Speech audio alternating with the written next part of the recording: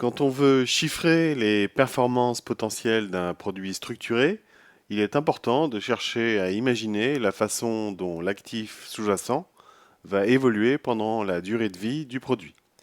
Mais attention, il ne s'agit pas de prédire l'avenir. L'objectif consiste plutôt à construire des scénarios plausibles à partir d'informations déjà intégrées par les marchés financiers. Pour montrer comment on peut procéder, nous allons dans cette vidéo prendre l'exemple d'un produit indexé sur le S&P 500.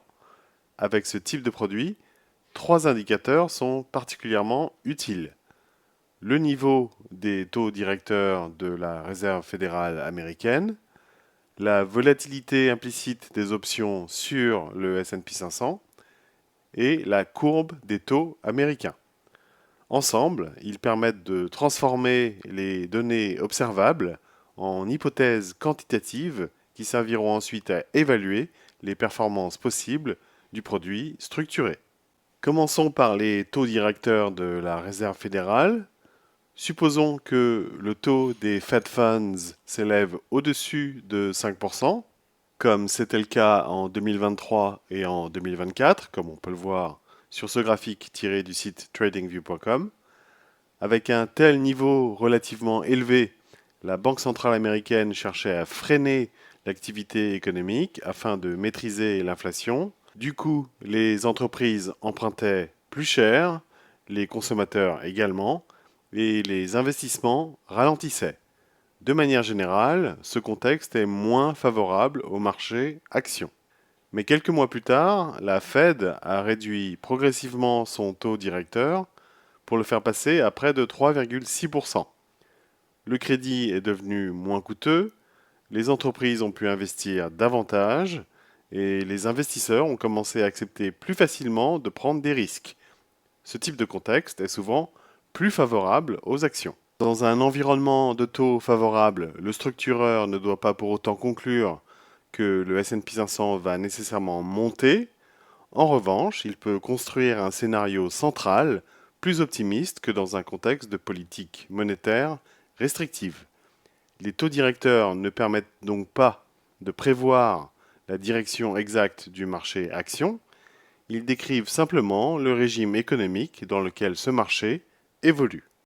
Un deuxième indicateur que les structureurs peuvent utiliser, c'est le VIX, un indice qu'on surnomme souvent l'indice de la peur. En effet, le VIX se calcule à partir du prix des options ayant le S&P 500 pour sous-jacent et il reflète la volatilité implicite anticipée par les investisseurs pour les 30 prochains jours. Imaginons deux cas de figure. Premier scénario, le VIX se situe à près de 15 points, comme cela était le cas en juillet 2026, comme on peut le voir sur ce graphique du VIX tiré du site tradingview.com. Un VIX peu élevé, près des 15 points, signifie que le marché anticipe des variations limitées sur les marchés actions. Dans ce contexte, le structureur peut privilégier un scénario où le S&P 500 évolue dans une fourchette relativement étroite. Deuxième scénario, le VIX flirte avec les 35 points, comme cela était le cas au printemps 2026. Un VIX élevé près des 35 points signifie que le marché est plus nerveux et que les investisseurs paient plus cher leurs options car ils anticipent des mouvements de prix beaucoup plus importants chez le S&P 500 en particulier et chez les actions américaines en général. Pour un structureur, la conséquence est simple.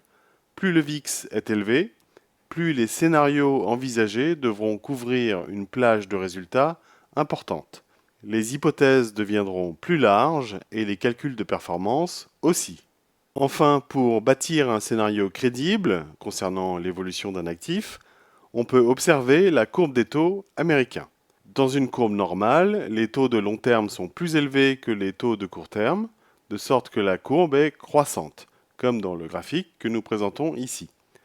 Car en temps normal, les investisseurs demandent un rendement supérieur pour immobiliser leur argent pendant plus longtemps. Mais si, par exemple, le taux à 2 ans passe à 4,8%, alors que le taux à 10 ans reste à 4,2%, la courbe devient alors inversée. Historiquement, ce phénomène précède souvent des phases de ralentissement économique. Un structureur doit alors intégrer cette information pour privilégier un scénario de croissance économique plus modéré et des performances potentielles moins optimistes. En conclusion, les structureurs ne peuvent pas prédire l'avenir, mais ils peuvent s'appuyer sur des données observables pour construire des hypothèses cohérentes. Les taux directeurs renseignent sur la politique monétaire en vigueur, le VIX sur l'amplitude anticipée des fluctuations du marché et la courbe des taux sur les attentes des investisseurs concernant la santé de l'économie. En combinant ces trois informations, ils peuvent élaborer des scénarios crédibles qui serviront ensuite à évaluer les performances potentielles de tel ou tel produit structuré.